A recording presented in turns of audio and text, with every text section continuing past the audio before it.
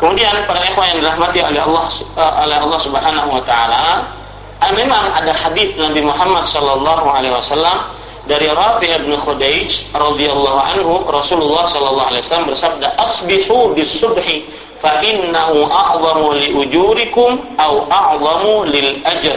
Artinya,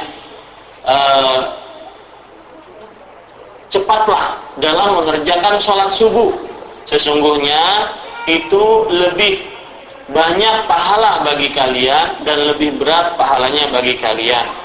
Dalam riwayat Tirmidzi, asfiru bil fajri fa innahu a'zamu lil ajr. Artinya, kerjakanlah sholat subuh ketika sudah benar-benar terang fajarnya. Ketika sudah benar-benar terang fajarnya. Fa innahu a'zamu lil ajr. Sesungguhnya sholat subuh ketika benar-benar terang fajarnya, yaitu menunjukkan kepada besarnya pahala di dalam sholat subuh tersebut. Ini poin yang pertama, para ikhwan yang dirahmati oleh Allah Subhanahu wa taala. Poin yang kedua yang kita ingin bahas yaitu permasalahan-permasalahan sekitar sholat subuh.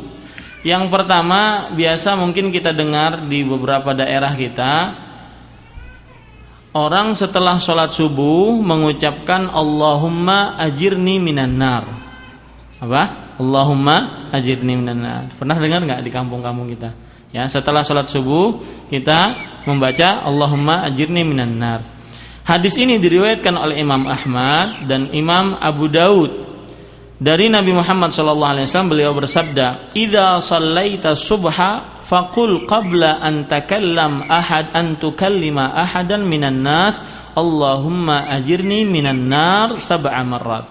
Jika engkau telah sholat subuh, maka katakanlah sebelum engkau berbicara dengan seorang dari manusia, artinya sebelum kita berbicara sesuatu, katakanlah, ya Allah ajirni minan nar, Allahumma ajirni minan nar, ya, sebanyak 7 kali. Fa innaka imitta min yaumika dzalik kataballahu laka jiwaran minan nar. Kalau seandainya engkau meninggal pada hari itu dalam keadaan mengucapkan itu tadi 7 kali, maka Allah telah menuliskan bagimu penghalang dari api neraka. Wa idza shallaital maghriba faqul qabla an takallama, dan kalau engkau salat maghrib maka kerjakan juga seperti itu. Akan tetapi para ikhwah sekalian, hadis ini adalah hadis yang lemah. Hadis ini adalah hadis yang lemah dan dilemahkan oleh Imam Albani rahimahullah di dalam kitab Silsilatul Ahadits Adh-Dha'ifah nomor 1642. Kemudian para ikhwan yang dirahmati oleh Allah Subhanahu wa taala, dan hadis yang sahih yang berbunyi seperti ini, yaitu sebuah hadis yang diriwayatkan oleh Imam Tirmidzi dari Anas bin Malik radhiyallahu anhu, Rasulullah sallallahu alaihi wasallam bersabda, "Man sa'alallahal jannata thalatha marratin qalatil jannatu Allahumma adkhilhul jannah."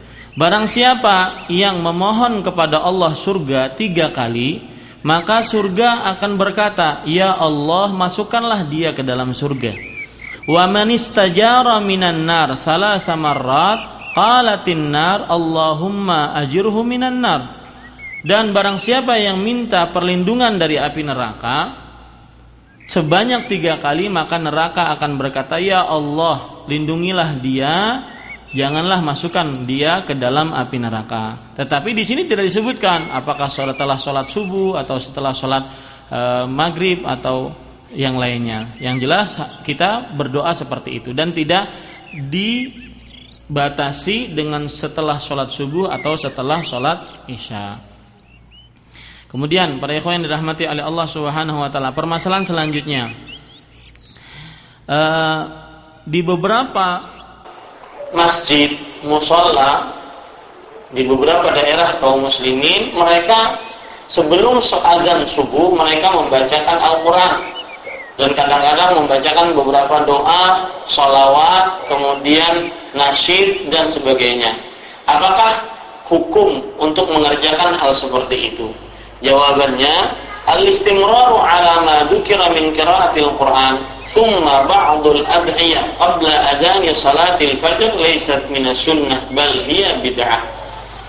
Selalu mengerjakan seperti yang disebutkan di dalam pertanyaan tadi, dari membaca Al-Quran dan juga sebagian doa sebelum azan sholat subuh, maka itu bukan daripada sunnah Nabi Muhammad SAW. Akan tetapi itu adalah perbuatan yang mengada-ngada atau disebut dengan bid'ah. Ini fatwa dari Komisi Tetap untuk Riset Ilmiah dan Fatwa di Kerajaan Arab Saudi yang diketuai oleh Imam Ibnu Baz rahimahullahu ta'ala. Ada pertanyaan selanjutnya yang berkenaan dengan mengqadha salat yang ketinggalan karena ketiduran. Perhatikan pertanyaannya.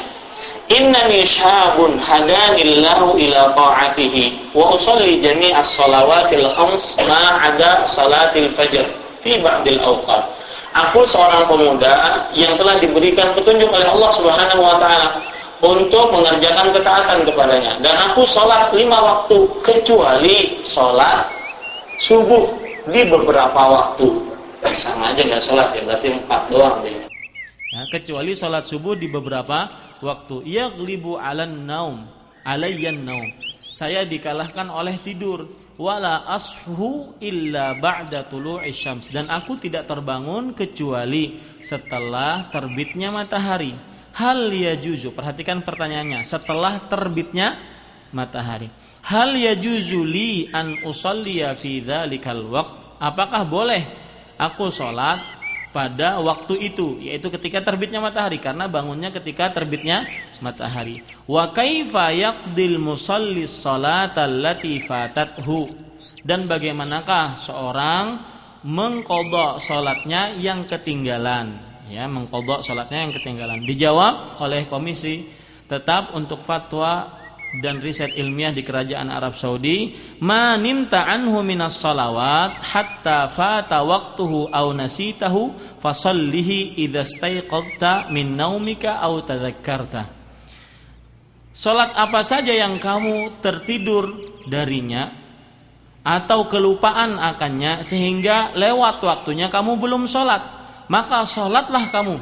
Kerjakanlah salat tersebut ketika kamu bangun dari tidurmu atau ketika kamu ingat akan salatmu tersebut. Walau kana istiqadhuka aw tadhakkurika inda tulu'i syams aw ghurubiha, meskipun kamu bangun ketika terbit matahari atau ketika terbenam matahari, maka salat ketika terbit matahari dan salat ketika terbenam matahari. Liqaulin Nabi sallallahu alaihi wasallam, man nama an salatin aw nasiyaha falyusalliha idza dzakaraha la kaffarata laha illa dzalik. Hadis riwayat Imam Ahmad. Barang siapa yang salat yang ketiduran dari salatnya atau lupa, maka hendaknya dia salat, mengqadha salatnya tersebut jika dia ingat. Tidak ada penebus bagi salatnya tersebut kecuali mengqadha salatnya, yang tidak ada penebus. Ama ma taraktahu minas salawatil khams amdan ma'al i'tirafi biwujudihi hatta fata waqtuhu fas-sahih min qaulail ulama anna dzalika kufr. Sedangkan apa yang kamu tinggalkan dari salat-salat 5 waktu secara sengaja, ini perhatikan para ikhwan sekalian, secara apa? Sengaja. Dan dengan mengakui kewajiban sholat tersebut sampai lepas keluar waktunya, maka yang sahih dari 2 pendapat para ulama, hal tersebut adalah sebuah kekufuran akbar. Hal tersebut adalah sebuah kekufuran akbar. Wala qada'a alaik, dan tidak ada qada bagimu. Wa innama 'alaika taubah wal istighfar wan nadam 'ala ma madha wal muhafadzah 'ala salawatil khams fi waqtiha. Kan tetapi yang wajib bagi kamu bertaubat, istighfar, menyesal atas apa yang telah terjadi, dan berusaha selalu menjaga salat-salat 5 waktu pada waktunya. Liqaulin Nabi sallallahu alaihi wasallam, karena sabda Nabi Muhammad sallallahu alaihi wasallam, al-ahdul ladzi bainana wa bainahumus shalah faman tarakaha faqad kafar. Perjanjian antara kami dengan mereka adalah salat. Barang siapa yang meninggalkannya, maka dia telah kafir. Ya, hadis diriwayatkan oleh Imam Ahmad. Dalam hadis yang lain diriwayatkan oleh Imam Ahmad juga dan juga Imam Muslim, bainar rajuli wa bainal kufri wasyirki tarkus shalah. Antara seseorang dengan kekufuran dan kesyirikan adalah meninggalkan sholat. Ini juga fatwa dari Komisi Fatwa untuk Riset Ilmiah dan Komisi Tetap untuk Fatwa dan Riset Ilmiah di Kerajaan Arab Saudi yang diketuai oleh Imam Ibnu Baz rahimahullahu taala. Jadi hati-hati para ikhwah sekalian dirahmati oleh Allah Subhanahu wa taala, jangan sampai sengaja meninggalkan sholat sampai keluar waktunya. Satu. Yang kedua, orang yang meninggalkan sholat sampai keluar waktunya, maka ada qadha tidak? Tidak ada qadha. Sudah istighfar, bertobat, tidak boleh ngulangi lagi. Ya, merasa menyesal. Kemudian yang ketiga, berarti yang dikerjakan oleh sebagian orang sampai ada katanya sholat 5 fatani. Apa artinya sholat 5 fatani? Sholat yang dikerjakan karena saya tinggal dulu. Ini keyakinan orang-orang mengerjakan sholat zuhur misalkan dikerjakan 4 rakaat. Setelah 4 rakaat dia sholat 4 rakaat lagi. Untuk apa? Untuk nebus yang kemarin. Asar dikerjakan 4 rakaat lagi.